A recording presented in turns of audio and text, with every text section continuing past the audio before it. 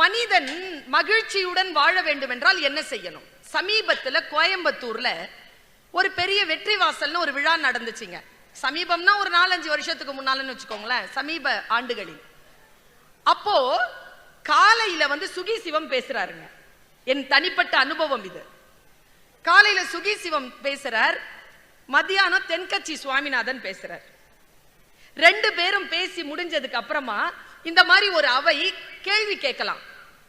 உங்களுக்கு தெரியும் சுகி சிவம் ஐயா எப்படி பேசுவாருன்னு, தென்கட்சி சார் எப்படி பேசுவாருன்னு. தென்கட்சி சார் என்ன சொல்றார்? வாழ்க்கையில நிம்மதியா இருக்கணும், நிறைவா இருக்கணும்னா அமைதியா வாழ்ந்துட்டு போங்கன்றார். சுகி சிவம் என்ன சொல்றார்? வாழ்க்கையில ஜெயிக்கணும்னா குதிரை மாதிரி ஓடணும்ன்றார். அந்த இளைஞன் ஒரு கேள்வியை கேட்டான், நான் வாழ்க்கையில் வெற்றி பெற வேண்டும் என்றால் சுகி சிவம் சொல்வதை கேட்க வேண்டுமா, தென்கட்சி சுவாமிநாதன் சொன்னதை கேட்க வேண்டுமா? 2 பேரையும் ஒரே நாள்ல கூப்பிட்டு பேச வச்சிருக்கிறீங்க, நான் யார் பேச்ச கேட்கறது சொல்லுங்க. சுகி ஐயா எழுந்திருச்சார் பதில் சொல்றதுக்கு. ஆனால் அவரை உட்கார வைத்து விட்டு தென்கட்சியா எழுந்து ஒரு பதில் சொன்னாருங்க. வாழ்க்கையில வெற்றி பெற வேண்டும் என்றால் சுகி சிவம் சொல்லுவதை கேளுங்கள், அமைதியாகவும் நிறைவாகவும் வாழ வேண்டும் என்றால் நான் சொல்லுவதை கேளுங்கள் என்று சொன்னார்.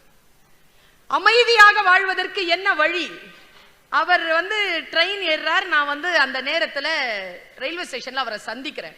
என்னையா இப்படி சொல்லிட்டீங்களே, வாழ்க்கையில உங்களுக்கு ஜெயிக்கிறதுனா அவ்வளவு ஒன்னும் பிடிக்காதா, இப்படி சொல்லிட்டு வந்துட்டீங்களே, பொதுமக்கள் எவ்வளவு கன்ஃபியூஸ் ஆயிருப்பாங்க அப்படின்னு அவர் சொன்னார். பர்வீன், உனக்கு ஒரு விஷயம் தெரியுமா? என்ன சைக்கலாஜிக்கலா அசஸ் பண்ணி கேஸ் ஸ்டடி பண்ணிட்டு மெட்ராஸ் யூனிவர்சிட்டி பிள்ளைங்க போயிருக்கிறாங்க, அவங்க ஒரு ரிப்போர்ட் கொடுத்திருக்காங்க, அதை நீ படினர். அவர் டைரக்டா என்கிட்ட சொன்னதுங்க. அந்த ரிப்போர்ட்ல எழுதி இருக்கு கீழே தென்கட்சி சுவாமிநாதன் போட்டு எல்லா டீடைலும் போட்டு, இவரை யாராலும் ஜெயிக்க முடியாது அப்படி போட்டிருக்கு. அவன் சொன்ன என்னையா இது இந்த மாதிரி போட்டிருக்கு, நீங்க ஜெயிக்கணும் அப்படின்னா நிம்மதியா வாழணுங்கிறீங்க, இந்த ஜெயிக்கிறதுக்கும் நிம்மதியா இருக்கிறதுக்கும் என்னங்க வித்தியாசம், எனக்கு அது கொஞ்சம் சொல்லுங்களேன் அப்படின்னு அந்த குரு சொன்னார். என்ன ஏன் தெரியுமா பர்வீன் யாராலும் ஜெயிக்க முடியாது? எப்பொழுதும் தோற்க தயாராக இருக்கிறவனை யார் ஜெயித்து விட முடியும் என்று கேட்டார். அன்பின் வழி அது உயிர் நிலை. யார் அன்போடு இருக்கிறார்களோ அவர்களை வாழ்நாட்களில் யாராலும் ஜெயித்து விட முடியாது என்பதை மட்டும் நீங்கள் கற்றுக்கொள்ளுங்கள். தொண்டு எவ்வளவு பெருசு தெரியுமா? யார் ஒருவன் தொண்டனாக இருக்க முடியும் என்றால் யாருடைய மனதில் வல்லமை இருக்கிறதோ அவன் தாங்க சேவை செய்ய முடியும். சேவை என்பது என்ன தெரியுமா?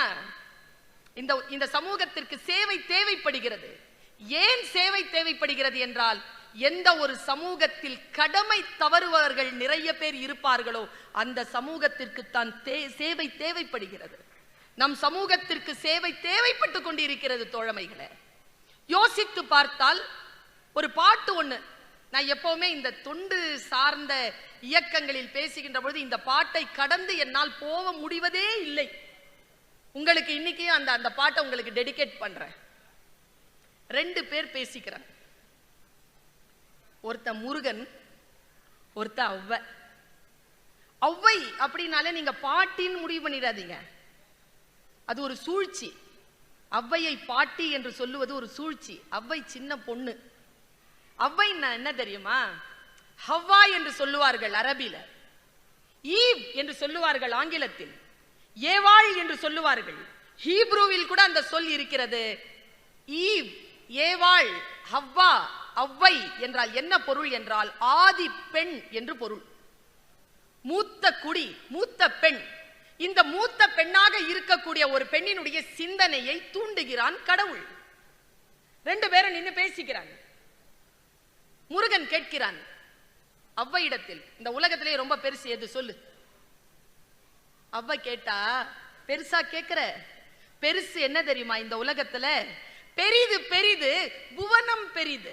இந்த உலகம் தான் பெருசு. இந்த உலகம் பெருசுனா அப்ப உலகத்தை படைச்சவன், உலகத்தை படைச்சவன் ஆமா, அவன் அதை விட பெரியவன் தானே. அவ வரா பாருங்க, எப்படி கடைசியா எங்க முடிக்கிறா பாருங்க. நான் அப்படியே சொல்றேன், எந்த ஒரு விளக்கம் இல்லாமல் அந்த பாடலை மட்டும் சொல்லுகிறேன், பிரித்து சொல்லுகிறேன், பொருள் மிக எளிமையாக புரியும் பாருங்க. பெரிது பெரிது புவனம் பெரிது, புவனமோ நான்முகன் படைப்பு, நான்முகன் திருமால் உந்தியில் பிறந்தோன், திருமால் அலைக்கடல் துயின்றோன், அலைக்கடல் சிறுமுனி கலசத்துள் அடக்கம், சிறுமுனி கலசமோ புவியில் சிறு மண், புவியோ அரவனுக்கொரு தலைபாரம், அறவோ உமையவள் சிறுவிரல் மோதிரம், உமையவள் ஈசனுள் ஒடுக்கம், ஈசன் தொண்டருள் ஒடுக்கம், தொண்டரின் பெருமையை சொல்லவும் வேண்டுமோ என்றாள் அவ்வை. இந்த உலகத்தில் மிகப்பெரியது என்று சொன்னால் கடவுள் என்று நீங்கள் சொல்லுவீர்கள். ஆனால் அந்த கடவுள் வாழ்கின்ற இடமாகிய உங்கள் இதயம் இருக்கிறதே, அந்த தொண்டு உள்ளம்தான் கடவுளை காட்டிலும் பெரியது என்று அவ்வை பேசுகிறார்கள். யோசித்து பார்த்தால் குர்ஆனிலே இறைவன் ஒரு வாசகத்தை பேசுகிறான். மிக முக்கியமான சொல். யாருடைய உதடுகளில் இருந்து வரும் சொல் நம் வாழ்க்கையை மாற்றும் என்று நமக்கு தெரியாது. அது எந்த புத்தகத்திற்குள் இருக்கிறது என்று நமக்கு தெரியாது.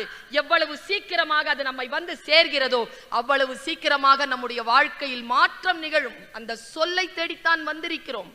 குர்ஆனிலே இறைவன் பேசுகிறான், நான் உங்களுக்கு தண்டனை தர வேண்டும் என்று முடிவு செய்து விட்டால் உங்கள் சிந்தனைக்கு திரையிட்டு விடுகிறேன் என்று பேசுகிறான். சிந்தனைக்கு திரையிடுதல் என்பது என்ன? யார் எது சொன்னாலும் புரியாதுங்க, புரியாமல் இருக்கும். ஏன் புரியவில்லை என்றால் நாம் புரிந்துவிடக் கூடாது என்று இயற்கை முடிவு செய்து இருக்கிறது. யாருக்கு வல்லமை இருக்கிறது தெரியுமா? யாருக்கு இறை அருள் இருக்கிறதோ சொற்களை புரிந்து கொள்ளுகின்ற வல்லமை அவர்களை வந்து சார்கிறது. நான் இதோ சில சொற்களை சொல்லுகிறேன். பெர்னாட் ஷா சொல்கிறான், நம்மில் பல பேர் 40 வயதிலேயே செத்து போகிறார்களாம், புதைப்பதற்குத்தான் 60-70 ஆண்டுகள் ஆகிவிடுகின்றன என்று பேசுகிறான். எவ்வளவு ஆழமான சிந்தனை! வாழ்கின்ற ஒவ்வொரு வினாடியும் வாழ வேண்டும் இல்லையா? யோசித்தால் ஒரு விஷயம் புலப்படுகிறது. சிந்தனாபூர்வமாக நம்முடைய வாழ்க்கையில் மாற்றம் நிகழ வேண்டும் என்றால் நாம் அதற்கு தயாராக இருக்க வேண்டும். நம்முடைய வாழ்க்கையில் நாம் மற்றவர்களை எப்படி புரிந்து கொள்கிறோம்? வல்லமையுடன் கூடிய சிந்தனை அடுத்தவர்களை சரியாக புரிந்து கொள்கிறது. மற்றவர்களுக்கு முன்னால் மறைப்பின்றி இருக்கிறது. நமக்கு அந்த வல்லமை வாய்த்திருக்கிறதா? நான் ஒரு சிறிய காட்சியை சொல்றேன். வல்லமை என்னை வந்து சேர்கிறது. இந்த காட்சியை நான் உணர்கிறேன்.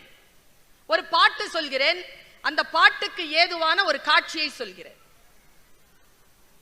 ஏனென்றால் எந்த சிந்தனை வந்து சேர்கிறதோ அங்கே இருக்கக்கூடிய காடு புதர் எரிந்து சாம்பலாகின்ற பொழுது வெட்டவெளி தெரிகிறது.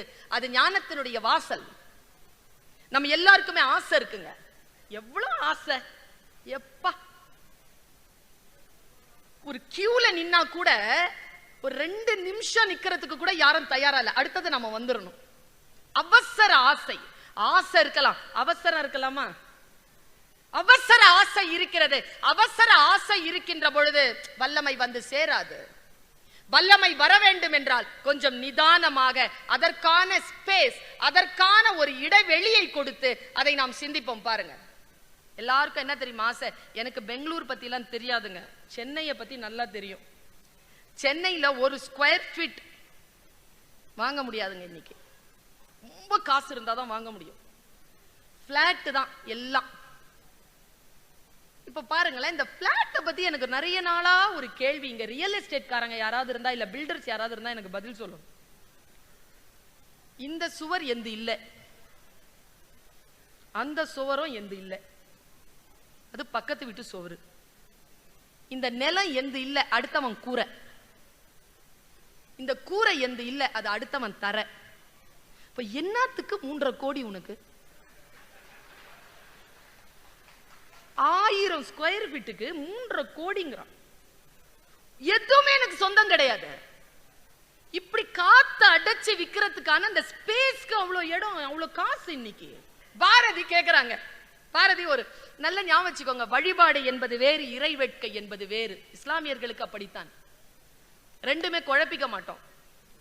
வழிபாடு செய்கின்ற பொழுது இறை வேட்கை கிடையாது. இறை வேட்கை நிகழ்கின்ற பொழுது அங்கே வழிபாடு இல்லை. வழிபாடை முடித்து விட்டுதான் இறை வேட்கை நிகழ்த்துவோம். நாம பல நேரங்கள்ல பாத்திரத்தோட தான் கடவுள் கிட்ட நிக்கிறது. ஒரு பிச்சை பாத்திரத்தோட நிப்போம் தெரியுமா? நம்ம பாலராவாயன் சொல்லுவாரு, ஏன் சர்ச் வாசல்ல பிச்சைக்காரங்க இருக்காங்க, ஏன் வந்து மசூதி வாசல்ல பிச்சைக்காரங்க இருக்காங்க, ஏன் சர்ச் வாசல்ல பிச்சைக்காரங்க இருக்காங்கன்னா உள்ள ஓவர் கிரௌடா, அதான் உள்ள வர்றது இல்லையா, அவங்க வெளியிலேயே இருக்கிறதா. நாம் கையேந்துவதற்கு முன்னால் இறைவனிடத்தில் எப்படி பேசுதல், எதை கேட்பது என்கின்ற தெளிவு நமக்கு இருந்தால் பிச்சை பாத்திரத்தில் விழுகின்ற பிச்சைக்கு நமக்கான ஆயுள் அதிகம், அதற்கான அருள் கூடுதலாக கிடைக்கும். பாருங்க பாரதி எவ்வளவு கியூட்டா கேட்கிறான் பாருங்களேன். எனக்கு வல்லமை சேர்ந்த ஒரு இடம்ங்க இது. Don't generalise things, be specific. நாம பல நேரங்கள்ல ஜெனரல் தான். அவன் தெரியுமா மோசமானவன், அப்படியா ரொம்ப மோசமானவனா தெரியறானே. நம்முடைய ஒப்பீனியனே உனக்கு கிடையாது. எவ்வளவு ஸ்பெசிபிகேஷன் பாருங்க. ஸ்பெசிபிகேஷன் இருக்கின்ற பொழுது ஜெனரலைசேஷன் வராது. ஜெனரலைசேஷனை தூக்கி வச்சிட்டு ஸ்பெசிபிகேஷனோடு வாழ்க்கையை சந்தித்தல் வல்லமையின் ஒரு பகுதி. பாரதி இப்படி கேட்கிறான். ஒரு காட்சி, கேமரா ஆன், பாரதி இப்படி நிக்கிறான். சக்தி அப்படின்னு கூப்பிட்டான். பராசக்தி முன்னால வந்துட்டான். Yes, what do you want? Anything you want urgently? Tell me fast, I have work. அப்படிங்கிறா சக்தி. இரு, வரம் கொடுக்கறன்னு வந்துட்டல, என்ன அவசரம்? காணி நிலம் வேணும் எனக்கு சொந்தமா. காணி நிலம், காணி நிலம் எத்தனை ஏக்கராங்க? Any clue? எவ்வளவுங்க? சரியா சொல்றாங்க, கேட்டு வச்சுக்கோங்க. காணி நிலம் கேக்குறாங்க. காணி நிலம் கேட்டுவிட்டு சக்தி கொடுத்துட்டாங்க. ஓகே, சாங்ஷன் தான். நாம என்ன செய்வோம்? கேட்டவுடன், ஒன்று கிடைத்தவுடன் போயிருவோம்ல. பாரதி போகல. பாரதி நின்னு அடுத்தது கேட்கிறான். நான் இப்ப சமீபத்தில் பேசினேன், கனவு மெய்ப்பட என்கின்ற தலைப்பில் பேசினேன். நான் சொன்னேன், இலக்கு என்பது எட்டியவுடன் உட்கார்வது அல்ல. அடுத்த இலக்கை எவன் ஒருவன் இலக்கில் நின்று கொண்டு நிர்ணயிக்கிறானோ அவன்தான் வெற்றியாளனாக இருக்கிறான். அடுத்த இலக்கை நிர்ணயிக்கணுங்க. உடனே ரிலாக்ஸ் ஆகாதீங்க. ரிலாக்ஸ் ஆறவங்க தான் தோக்குறாங்க வாழ்க்கையில. வாழ்க்கையில என்னைக்குமே ரிலாக்ஸ் ஆகாதீங்க. ரிலாக்ஸ் ஆகணும் அப்படின்னு முடிவு பண்ணிட்டீங்கன்னா அதுக்கப்புறமா எது மேலேயும் ஆசை வைக்காதீங்க. ஓடிக்கிட்டே இருங்க. ஆலிஸ் இன் வண்டர்லேண்ட்ல ஓடுறால, ஓடிக்கிட்டே இருப்பா. அவ கேப்பா, எங்க ஓடுறான்னு கேப்பா. எங்கேயும் ஓடல, அப்ப ஏன் ஓடுறான்னு கேப்பா. நாம் நின்று கொண்டிருக்கின்ற நிலம் பின்னோக்கி நகர்ந்து கொண்டே இருக்கிறது. ஏற்கனவே நிற்க வேண்டிய இடத்தில் நிற்க வேண்டும் என்றாலே தலைதெறிக்க ஓடியாக வேண்டும் என்று சொல்லுவாள் ராணி. ஏற்கனவே நிற்கின்ற இடத்தில் நிற்க வேண்டும் என்றாலே ஓட வேண்டும் என்றால் இலக்கை அடைந்தவுடன் அடுத்த இலக்கை நிர்ணயித்தல். பாரதி எப்படி நிர்ணயிக்கிறான் பாருங்க. காணி நிலம் வேண்டும் பராசக்தி, காணி நிலம் வேண்டும். சாங்ஷன் ஆயிடுச்சுங்க. அடுத்த இலக்கு பாருங்க. அங்கே தூணில் அழகியதாய் நன் மாடங்கள் துய்ய நிறத்தினதாய் அந்த காணி நிலத்திடையே ஒரு மாளிகை கட்டித்தர வேண்டும். ஸ்பெசிபிகேஷன். வீடு கட்டி கொடு, இந்த மாதிரி டிசைன் இருக்கணும், இந்த மாதிரி கலர் பெயிண்ட் இருக்கணும். அடுத்தது, கேணி அருகினிலே தென்னை மர கீற்றும் இளநீரும். எங்க கேணி இருக்கணும், அங்க எப்படி தென்னை மர கீற்று இருக்கணும், அதுல எல்லாம் எப்படி இளநீர் இருக்கணும்னு ஸ்பெசிபிக்கா வரைஞ்சு கொடுக்குறான். அடுத்தது பாருங்க, பின்னால திரும்பி பார்த்தா 10-12 தென்னை மரம் பக்கத்தில் வேண்டும். அடுத்தது லைட் எஃபெக்ட். அங்கே முத்துச்சுடர் போல் நிலா ஒளி முன்பு வர வேண்டும். Sound effect. கத்தும் குயிலோசை சற்றே வந்து காதில் பட வேண்டும். ஒரு போர்ட்ரேட் பண்றான் பாருங்க. நம்முடைய விஷன் நம்ம போர்ட்ரேட் பண்ணிருக்கோமா என்னைக்காவது? என்னப்பா ஆகணும், பெரிய ஆள் ஆகணும் சார் அப்படின்னா 4 பேர் மதிக்கணும், நிறைய சம்பாதிக்கணும், அப்புறம் கல்யாணம் பண்ணணும், ஆம்பளை பிள்ளையா பெத்துக்கணும், பேங்க் பேலன்ஸ் இருக்கணும், சரி, அப்புறம் எல்லாம் இருக்க போயிடலாமா? அவ்வளவுதானா? இல்லைங்க. இலக்கு என்பது எது? பாரதி எப்படி வராம் பாருங்க. அங்கே தூணில் அழகியதாய் நன் மாடங்கள் துய்ய நிறத்தினதாய் அந்த காணி நிலத்திடையே ஒரு மாளிகை கட்டித்தர வேண்டும். அங்கே கேணி அருகினிலே தென்னை மர கீற்றும் இளநீரும் 10-12 தென்னை மரம் பக்கத்திலே வேண்டும். நல்ல முத்துச்சுடர் போலே நிலா ஒளி முன்பு வர வேண்டும். அங்கே கத்தும் குயிலோசை சற்றே வந்து காதில் பட வேண்டும். நிறுத்திட்டு அம்மனை பாக்குறான். அம்மன் பாக்குறா, வேற என்னடா வேணும்? என் பாட்டு கலந்திடவே அங்கே ஒரு பத்தினி பெண் வேண்டும். Okay, sanction. அப்புறமா மனைவி வந்துட்டா, இலக்கு மறந்துடக்கூடாது. எங்கள் கூட்டுக்களியினிலே கவிதைகள் கொண்டு தர வேண்டும். எங்க ஆரம்பிக்கிறான் அங்க நிக்கிறான். சரி, கவிதையும் வந்துருச்சு, நான் போட்டுமான்னு கேக்குறாங்க. இதாங்க நமக்கு நம்முடைய வேற பிடிச்சு இதுதான் உன்னிடம் என்று நிறுத்துற இடத்துல பாரதி போய் அப்படி உட்கார்றான் பாருங்க. அம்மா எல்லாம் கிடைச்சிருச்சு, நீ போவாத, ஏண்டா விடு, என்ன போத இரு, என்ன பண்றது இப்போ? அந்த காட்டு வெளியினிலே சரி என்னை யாராவது டிஸ்டர்ப் பண்ணா அதுக்கு அம்மா உந்தன் காவல் உற வேண்டும், செக்யூரிட்டி அங்க நில்லுங்கிறாங்க. அம்மா கேக்குறா, டேய் உன் கூட நான் நின்னுட்டேனா, உனக்கு செக்யூரிட்டியா நின்னுட்டேனா, இந்த உலகத்தை பாத்துக்க வேணாமாடா? எங்க நிக்கிறான் பாருங்க அங்க பாரதி. பாரதி சொன்னான், அம்மா நீ என்ன பாத்துக்கோ, நீ பாக்குறல்ல அந்த வேலை கடவுள் வேலை, அத என் பாட்டு பாத்துக்கோன்னாங்க.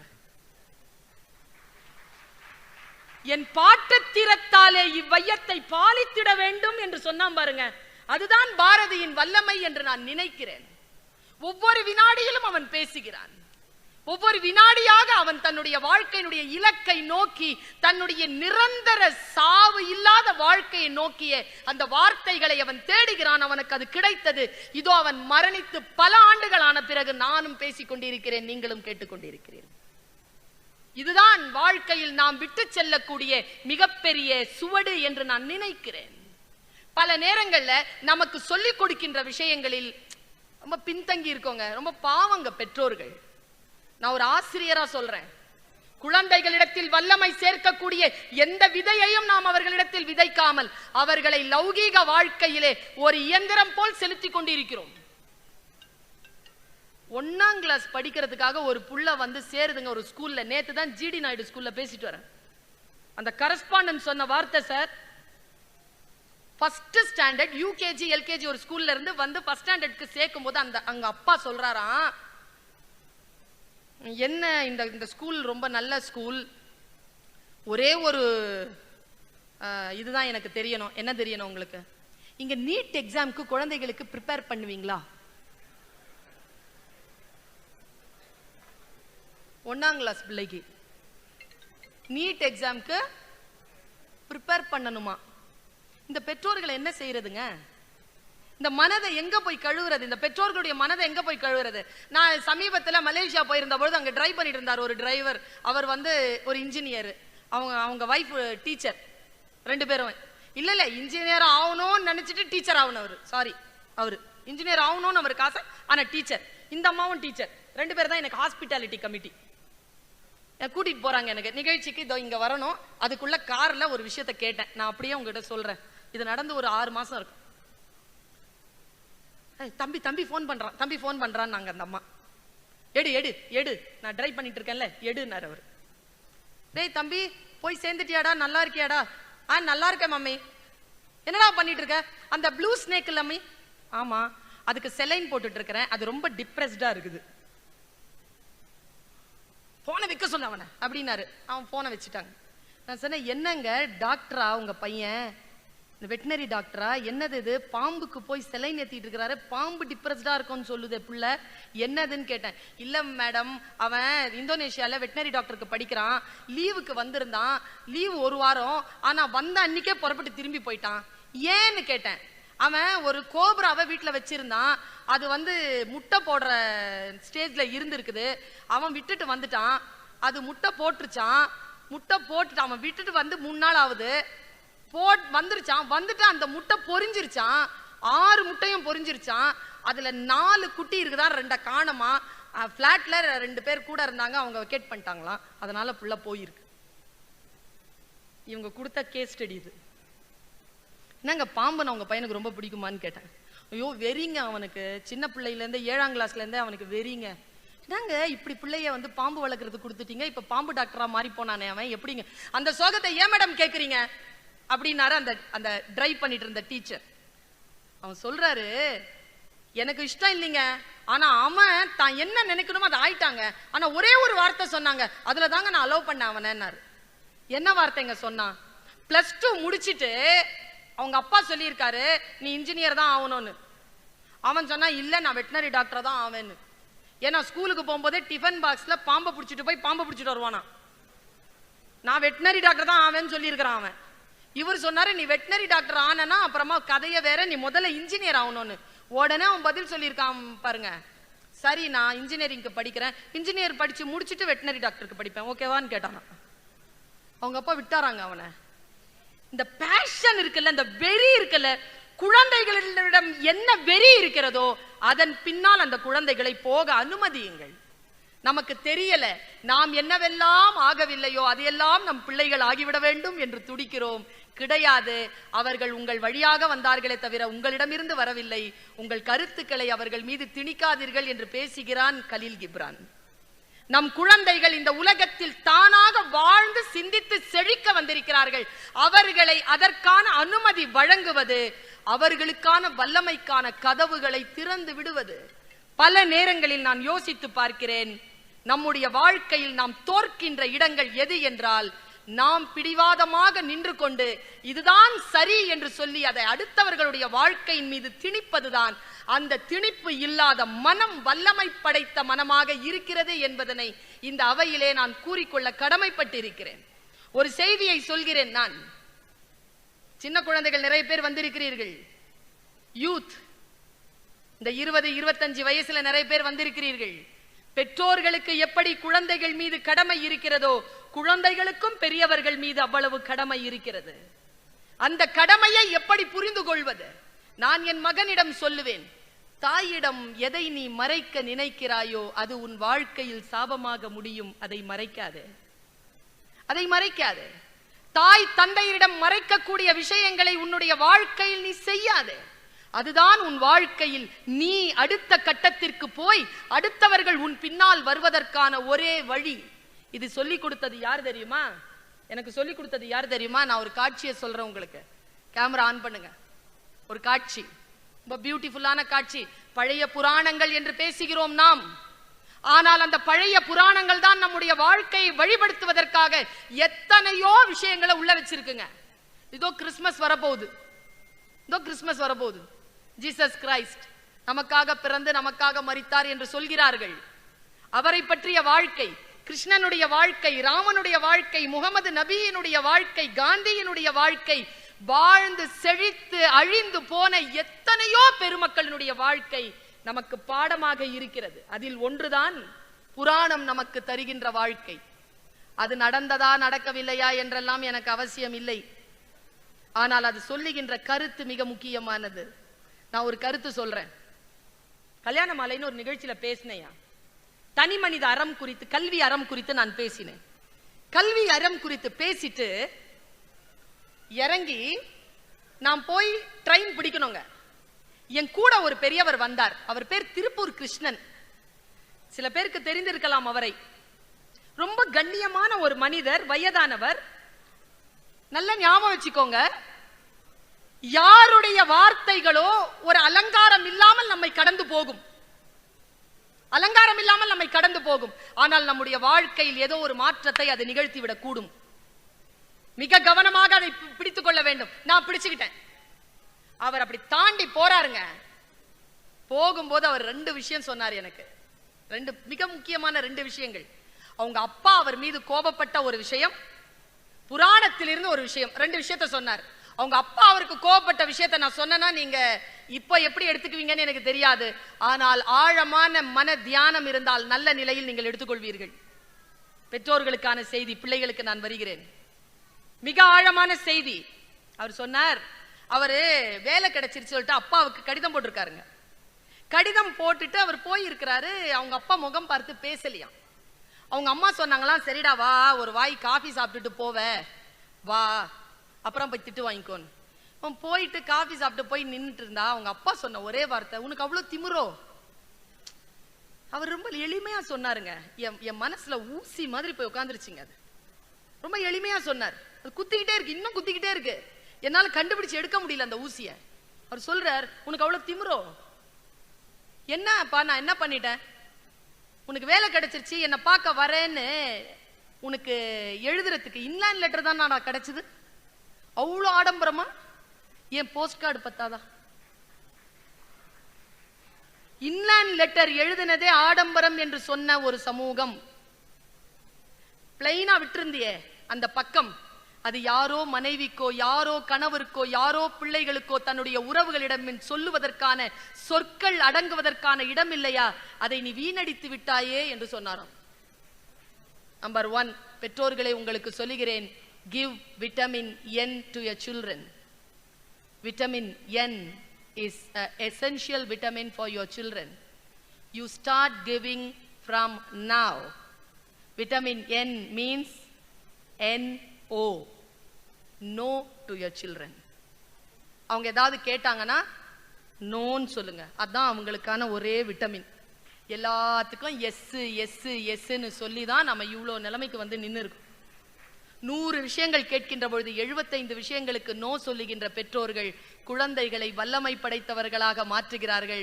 100 விஷயத்திற்கும் எஸ் என்று சொல்லுகின்ற பெற்றோர்கள் பலவீனப்படுத்துகின்ற ஒரு உயிரைத்தான் இந்த உலகத்திற்கு தருகிறார்கள். பலவீனம் இல்லாமல் நாம் இருக்க வேண்டும் என்றால் சிக்கனமாக இருக்க வேண்டும் என்பது ஒரு செய்தி. அடுத்த செய்திங்க, ஒரு 4 ஜன்னல் தாண்டறதுக்குள்ள சொல்லிட்டாங்க மனுஷன். இவ்வளவு அலங்காரமா சொல்லல, நான் தான் இவ்வளவு அலங்காரமா சொல்றேன்.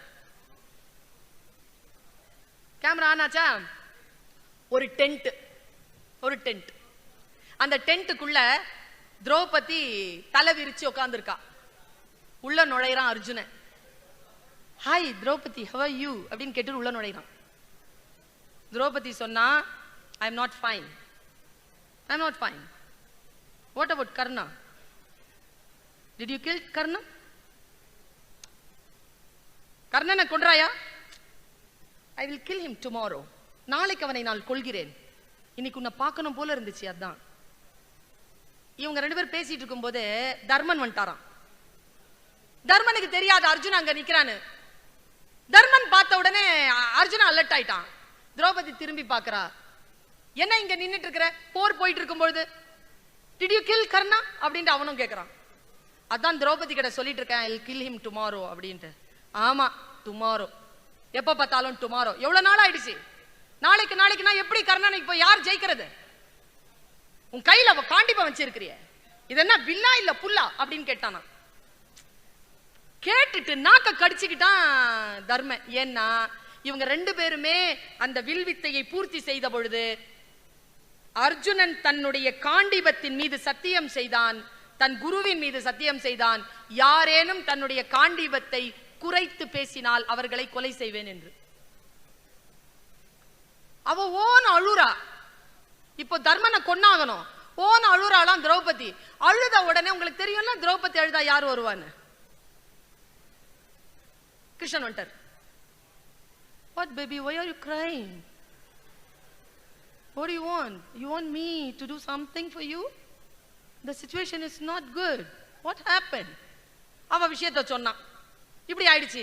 That's it. அவ்வளவுதானா? ஏய் இங்க வா அர்ஜுனா, நீ நாளைக்கு வந்து கர்ணனை கொல்லலாம். இன்றைக்கு நீ என்ன செய்? தர்மனை கொன்றுவிடு. தர்மனை இன்றைக்கு கொல் என்றான். உடனே திரௌபதி அழுகிறாள். எப்படி கிருஷ்ணா, நான் எப்படி அவரை கொலை செய்வதற்கு நான் பார்த்து கொண்டிருப்பது? இது தவறில்லையா? உடனே கிருஷ்ணன் சொன்னான், கொலை செய்வது என்றால் அப்படியே கொலை செய்வது அல்ல, நீ சாஸ்திரத்தின்படி கொலை செய். அப்படி என்றால் உனக்கு பெரியவன் தானே தர்மன், ஆம், அவனை அவமரியாதையாக பேசு, ஒரு 4 வார்த்தை பேசு, அவனை கொலை செய்தது ஆயிடும். பேசிட்டாங்க. இப்போ பழி எங்க தெரியுமா இருக்கு? பெரியவர்களை பேசி அவர்களை கொலை செய்வதற்கு சமானமாக அவதூறாக பேசினால் சாஸ்திரத்தின்படி தற்கொலை செய்து கொள்ள வேண்டும். அடுத்த பிரச்சனை வந்து சேர்ந்துருச்சு, இவன் தற்கொலை செஞ்சுக்கணும். இதை திருப்பூர் கிருஷ்ணன் சொன்னார். சொல்லிவிட்டு சொன்னார், கிருஷ்ணன் பார்த்து சொன்னா, நாம் அர்ஜுனனிடத்தில், நீ இன்றைக்கு செத்துப்போ, நாளைக்கு கர்ணனை கொல்லலாம். எப்படி செத்து போறது? செத்து போறதுன்னா செத்து போறது இல்ல, சாஸ்திரப்படி செத்து போறது. அப்படின்னா என்ன? உன்னை புகழ்ந்து 4 வார்த்தை பேசு, எவ்வளவுதான். இந்த புராணம் சொல்லுகின்ற செய்தி என்ன தெரியுமா? இது நடந்ததா நிகழவில்லையா என்கின்ற அரசியலுக்குள் நாம் போக வேண்டாம். நிகழ்ந்த அந்த விஷயத்திற்குள் வந்த ஞானம் என்ன தெரியுமா? விஸ்டம் என்ன தெரியுமா? அடுத்தவர்கள் பெரியவர்களை அவமரியாதையாக பேசுவது அவர்களை கொலை செய்வதற்கு சமம். அவர்களுக்கு முன்னால் நம்மை நாமே புகழ்ந்து பேசிக் கொள்வது தற்கொலை செய்வதற்கு சமம் என்கின்ற 2 அற்புதமான ஞானம் வந்து சேர்ந்த இடத்தில் திருப்பூர் கிருஷ்ணன் என்கின்ற குரு எனக்கு ஒரு விஷயத்தை சொல்லிவிட்டு செல்கிறார். வாழ்க்கையில் ஞானம் இப்படித்தான் வந்து சேரும். பல வார்த்தைகளை நாம் பேசினாலும் அந்த வார்த்தைகளுக்குள் உள்ளே இருக்கக்கூடிய சொற்கள் மிக நிதானமாக கவனிக்கப்பட வேண்டியவை. பெரியோர்களே, தமிழ் அற்புதமான மொழி. நாம் ஒரு மொழியில் பேசுவது வேறு மொழியில் இருக்கின்றவர்களுக்கு புரியாமல் போகலாம். ஆனால் தமிழ் மொழி தெரிந்தவருக்கே அது புரியாமல் போய்விடக் கூடாது. பல நேரங்களில் வார்த்தைகளில் நாம் கவனமாக இருந்து அந்த வார்த்தைகளை சரியாக உச்சரிக்கிறோமா? பல நேரங்களில் நான் சொல்லுகிறேன், சமீபத்தில் ஒரு 2 அற்புதமான விஷயங்களை நான் தெரிந்து கொண்டேன். அற்புதமான விஷயங்கள். மடையர்கள்னு சொல்றோம்ல, அறிவுள்ளவர்கள், அறிவில்லாதவர்கள் யார்? மடையர்கள். மடையர்கள் என்றால் என்ன தெரியுமா? மட்டர்கள் என்பவர்கள் கிணறு தோண்டக்கூடியவர்கள். அவர்களை வைத்துக்கொண்டு அரசர்கள் என்ன செய்வார்கள் என்றால், தண்ணீர் பாசனத்திற்கு அணைகளை கட்டி அணைகளுக்கு மடை வைப்பார்கள். கதவு தண்ணீர் ஏரிகளில் நிரம்புகின்ற பொழுது பாசனத்திற்காக மடையை திறக்க வேண்டும். மடையை திறப்பதற்கு எந்த இயந்திரமும் இல்லாத நேரத்தில் இந்த மட்டர்கள் தான் கடைசி சோறு சாப்பிட்டு விட்டு வீட்டில் எல்லோருக்கும் விடை சொல்லிவிட்டு உலகம் தண்ணீர் குடிக்க வேண்டும் என்பதற்காக தன்னுடைய உயிரை துச்சமாக மதித்து அந்த மடையை திறந்து வைப்பார்கள். அப்படி தன்னுடைய உயிரை துச்சமாக மதித்து மடையை திறந்து வைக்கக்கூடியவர்களினுடைய பெயரால் நாம் அடுத்தவர்களை வசைப்பாடுகிறோம். இன்றிலிருந்து அந்த சொல்லை நாம் பயன்படுத்தாமல் இருப்போம்.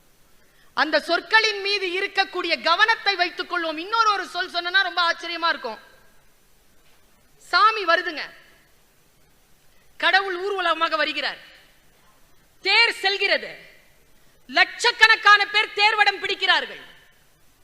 இறைவனை வழிபடுவதும் தேரை பிடிப்பதும் வாழ்க்கையை சுபிக்ஷமாக்கும் என்கின்ற நம்பிக்கை இந்தியாவிற்கு உரியது. அந்த நம்பிக்கையில் எல்லோரும் வடம் பிடிக்க வருகிறார்கள். அத்தனை லட்ச பேர்களில் ஒரே ஒருவன் மட்டும் அந்த சாமியையும் பார்க்க மாட்டான், மக்களையும் பார்க்க மாட்டான், தேரையும் பார்க்க மாட்டான், தேர் சக்கரத்தை மட்டும் பார்த்துட்டு இருப்பான். அந்த தேர் சக்கரம் எங்கேயாவது முட்டுச்சுன்னா கையில ஒரு சின்ன முட்டு வச்சிருப்பான். அந்த முட்டு வச்சு அப்படி திருப்புவான். தேர் கோவில் பக்கம் திரும்பும். தேர் கோயிலுக்கு செல்ல வேண்டும் என்பதற்காக கடவுளை சுமந்த தேரை, மக்கள் வடம் பிடித்திருக்கக்கூடிய தேரை கோயிலுக்கு செலுத்துவதற்காக தன்னுடைய புண்ணியத்தையும் தன்னுடைய வாழ்க்கையின் வளத்தையும் பற்றி எந்த அக்கறையும் படாமல் அந்த முட்டை மட்டும் வைத்துக் கொண்டு நின்று கொண்டிருக்கும் ஆள் முட்டு ஆள். நாம் எப்படி அவர்களை அழைக்கிறோம்? தியானம் என்பது என்ன? வேதாத்ரி மகரிஷி சொல்கிறார், நீ சமையல் செய்கிறாயா? சமையல் செய்கின்ற பொழுது உப்பு போடுகிறாயா? உப்பு போடுகின்ற பொழுது உன் தியானம் இருக்கிறதே, அந்த நிலைக்கு பெயர் தானம்மா ஞானம், அந்த நிலைக்கு பெயர் தான் தியானம் என்று பேசுகிறார். எந்த காரியத்தை செய்தாலும் அதில் முழுமையாக இருத்தல். நான் ஒரு செய்தியை சொல்லி நிறைவு செய்கிறேன். ஒருவன் வாழ்க்கையில் தோற்று போனான், தன் குருவை தேடி போனான். அந்த குருவை தேடி போகின்ற பொழுது அந்த குரு சொன்னார், வாட்ச் யுவர் நெக்ஸ்ட் ஸ்டெப். இது குரு சொன்ன பதில். இது குருமார்களின் தேசம். எத்தனையோ காரியங்களில் நம்மால் விடை காண முடியாத நிலையில் நமக்கு குருமார்களுடைய வாசகங்கள், அவருடைய குரு வாசகம் நமக்கு நம்முடைய வாழ்க்கையில் பல வெளிச்சத்தை தந்திருக்கிறது. அதுதான் இலக்கியம், அதுதான் சொல், அதுதான் சிந்தனை. அவர் போய் சொன்னார், என் வாழ்க்கையில் இவ்வளவு சிக்கல் இருக்கிறது, எனக்கு எப்படியேனும் நான் இதிலிருந்து விடுதலை பெற வேண்டும், எனக்கு வழி சொல்லுங்கள். குரு சொன்னார், வாட்ச் யுவர் ஸ்டெப். இது பத்தல குருவே, வேற ஏதாவது சொல்லுங்க. Watch your next step, that's it. அவன் சரி போயிட்டு வரேன்னு கிளம்புனான். குரு சொன்னார், இருட்டாயிடுச்சே, தங்கிட்டு நாளைக்கு போயேன். இல்ல நான் போகணும், நாளைக்கு அசைன்மெண்ட் இருக்கு, நான் போகணும். வெளியில வந்தார் குரு, கார் நின்னுட்டு இருக்கு. கார்ல ஏறினான். சிஷ்யனிடத்தில் கேட்டார் குரு, உன் வீடு இங்கிருந்து எவ்வளவு தூரம்? 70 கிலோமீட்டர். இருட்டாயிடுச்சு, எப்படி போவ? கார்ல போயிருவேன் குருவே. அதான் கார்ல போனாலும் இருட்டா இருக்கே, லைட் இருக்கே குருவே. லைட் இருக்கா? எங்க போடு. போட்டான். லைட் எவ்வளவு தூரத்துக்கு வருது? 2 அடிக்கு வருது. 2 அடி வெளிச்சத்தை வச்சுக்கிட்டு 70 கிலோமீட்டர் போயிடலாம் நீ சொல்லும் பொழுது நம்முடைய அடுத்த அடியை நிதானிப்பதன் மூலமாக நம்முடைய இலக்கை நாம் அடைய முடியாதா? வாழ்க்கையில் நாம் ஜெயிக்க வேண்டும் என்றால், வல்லமை பெற வேண்டும் என்றால், அடுத்த அடியை, அடுத்த வார்த்தையை கான்சியஸோடு, மிக ஆழமான முழுமையான கான்சியஸோடு நாம் சந்திக்கின்ற பொழுது, அந்த வினாடியை சந்திக்கின்ற பொழுது நாம் வாழ்க்கையில் வெற்றி பெறுகிறோம். நம்முடைய வாழ்க்கையின் ஒரே இலக்கு சிகரம் தொடுவது என்றால், பெருமக்களே, சிகரம் தொடுவது யாரோ ஒருவர் தொட்ட சிகரத்தை தொடுவதல்ல, நம் உயரத்தின் எல்லையை தொடுவதுதான் சிகரம் தொடுவது. அடுத்த முறை நான் உங்களை சந்திக்கின்ற பொழுது